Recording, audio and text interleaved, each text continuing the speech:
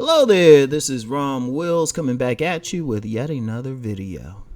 Those Eyes, an excerpt. Now check it out, right? I know I'm well known for doing all these self-help books and, books for men and everything. And, doing inspirational podcasts and whatnot, and generally just speaking my mind on YouTube. But my main thing is writing fiction. My main thing, if I had my druthers, I would just be sitting up churning out works of fiction. And ultimately, that's where I will end up anyway. One day somebody ain't going to have to come to these videos and it'll just be just some archive stuff, right? In the meantime, I'll just be working on like web series, movies, and stuff like that. I like stories. I like being a storyteller, as y'all can tell. But also writing works of fiction. Now, I started off writing works of fiction, but it's kind of funny. I wrote Nice Guys and Players just because, a lot of people wanted the information. And that's what put me on the map. But my love is still fiction. Now, one of the books I've written recently is called Those Eyes. And I've talked about it on here before. And a link to get it is in the description box. Now, I wanted to provide an excerpt of Those Eyes for my listeners. Now, this excerpt, I don't read it, but, I have a young man and a woman. They will actually read it for me. So that's what's followed. So check it out. Listen to the excerpt and, check out Those Eyes. Support a man. If you like fiction and you like some fiction that, is a little deeper than, the usual street fiction out there. A little deeper, but still has some drama in it too. You got to have a little bit of drama. Check it out. Read it. Check out what Rom has to say, because I'm one of those ones, even in a work of fiction, I'm going to educate you. I'm going to drop something. Because I remember when I first started my publishing company back in the day, the motto was entertainment and edutainment. So check it out. So sit back and listen to the following excerpt from Those Eyes. Peace. Danny drove through the streets of the working-class neighborhood in Northeast D.C. in a calm state. Coltrane and Miles were playing jazz music that shifted his consciousness to prepare him for his date with Alicia. He was at peace, or as Alicia said from that book she told him about, Narrator, a state of Amen, Hetep.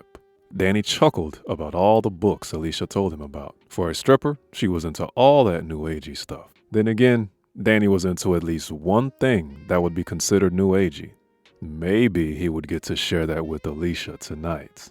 Danny smiled as he thought about Alicia. He didn't think that he would ever develop feelings for a black woman.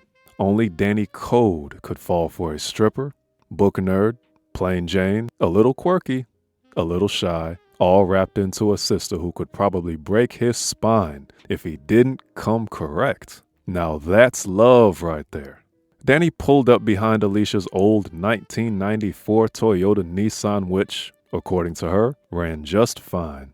Hey, it got her from point A to point B, and that's all Alicia cared about. Even though she could afford a newer car, she was saving her money for her bar. Damn, a beautiful sister who was down to earth and good with money. Danny thought he needed to marry her. He was surprised Alicia didn't have any men trying to lock her down. Danny parked and stepped out of his blue Mustang. He was usually modest, but he knew he was looking good. Got him a fresh haircut that afternoon.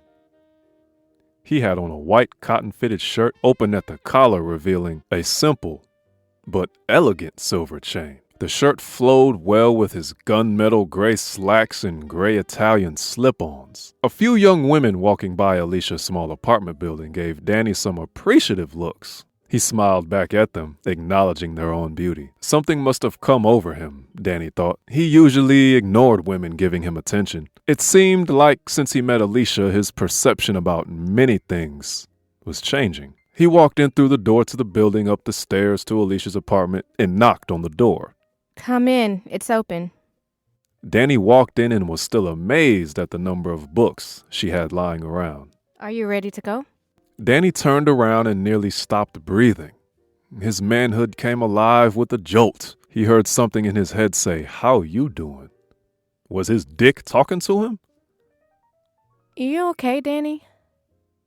I need to sit down for a second. Danny sat down on the couch and breathed deeply and looked up at Alicia. She was wearing a wine-colored short spandex dress that clung to every curve of her lovely body, showing off her perfectly round booty and shapely legs. Her hair looked like she just came from the salon, and her face was perfect with subtle but perfectly applied makeup. She was steam, and yet Alicia. It was like she was the perfect balance point between her two personas. Why didn't you warn her, brother? Damn, baby, you're a lethal weapon. Alicia turned around slowly for Danny. So you like what you see? She stopped and gave him a full view of her backside and then turned to face him. Girl, how you gonna do me like that? As it is, we won't be able to leave for 10 minutes. Danny tried to regain his composure. He figured his hard-on would relax enough in 10 minutes to drive. Alicia sat down next to Danny, giggling like a kid.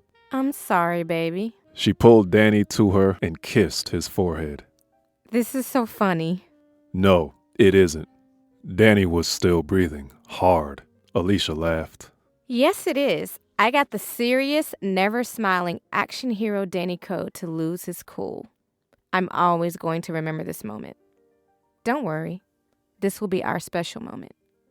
Danny started laughing so hard he fell back on the couch. It felt good to be this comfortable around a woman.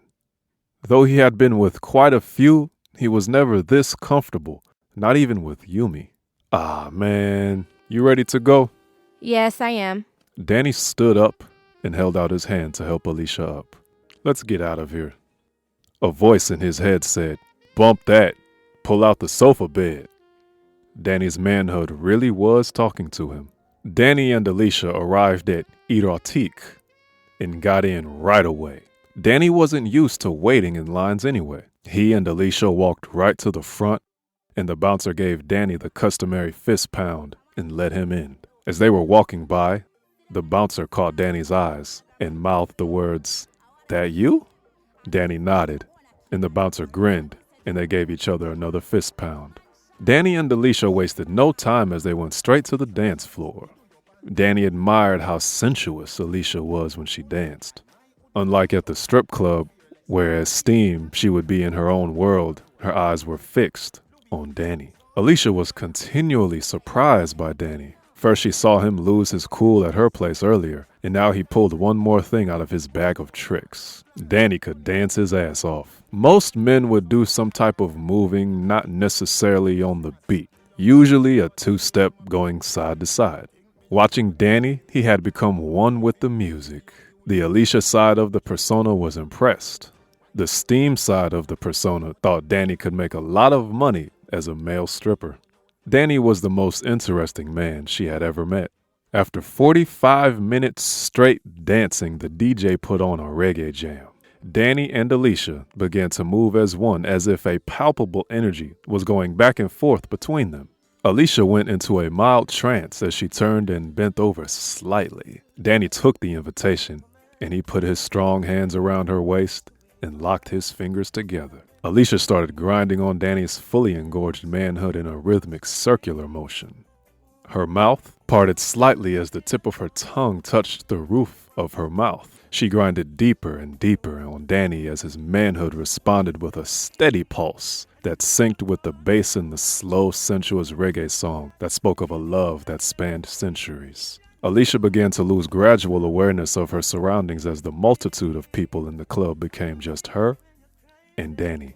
Alicia felt the strength in Danny's hands as they enveloped her in a protective embrace. He was her shield against the world, her knight who would protect her against all who would harm her, the yang to her yin. As he held her, she rubbed his strong arms, feeling the power in them, the power of the warrior to protect her, the power of the hunter to provide for her, the power of the eagle to see the path ahead, the power of the healer to make her whole.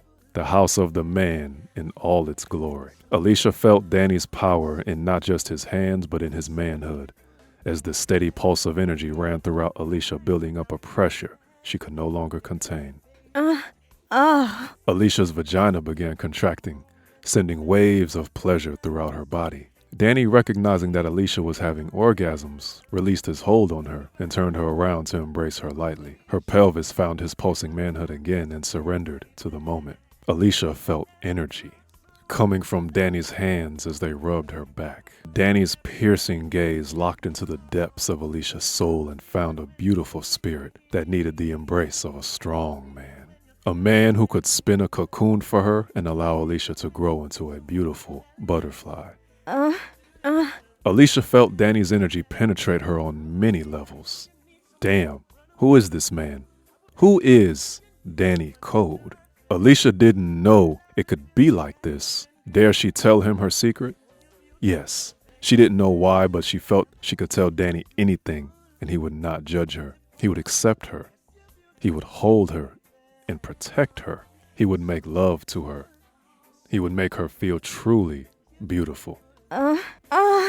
Alicia rested her head on Danny's shoulder, his strong, broad shoulder. Alicia let the energy of the final orgasm stay with her for a seeming eternity. How did you do that? Danny looked at Alicia with his pretty almond eyes. I'm into some new agey things myself. You ready to get out of here? Danny and Alicia started kissing passionately as soon as they walked through the apartment door. Alicia felt the same energy from Danny she felt at the club. As much as she hated to, Alicia forced herself to break their embrace. She walked over to the couch and sat down. Danny walked over and sat down next to her. What's wrong? Alicia looked at Danny with tears in her eyes. Before we go further, I have to truly open myself to you. I need to tell you my story.